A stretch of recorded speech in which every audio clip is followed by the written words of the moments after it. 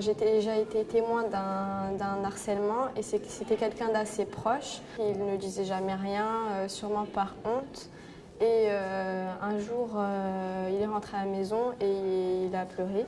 J'étais avec des ados qui étaient victimes en fait, de harcèlement et de cyberharcèlement. Et j'ai bien vu en fait, que cette situation les a rendus plus fragiles encore. Harceler, c'est pas un jeu, c'est un délit.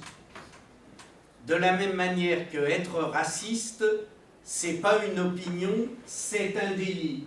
En fait, cette situation de harcèlement dans l'école ou dans le lycée s'est déplacée dans le monde digital.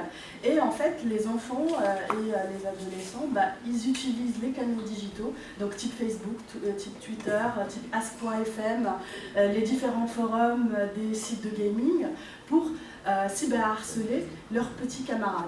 Comme on se dit c'est que du virtuel, on se dit voilà, on ne voit pas la personne souffrir directement, mais c'est grave. Liker, c'est déjà harceler. C'est-à-dire que c'est vraiment insister sur le rôle des témoins. Et donc, charge à eux de, en fait, faire quelque chose. Donc, en parler à un adulte ou se concerter entre pairs pour voir comment ils pourraient endiguer la situation. Mais en tout cas, agir. Dans certains cas, effectivement, la discussion permet de leur faire prendre conscience aussi de ce qui font que c'est un délit, que c'est puni par la loi. Donc déjà, des fois, c'est suffisant. J'ai appris vraiment les acteurs de ce harcèlement. Je ne pensais pas que les témoins, par exemple, qu'il y avait des témoins, c'était considéré comme étant des complices du harcèlement.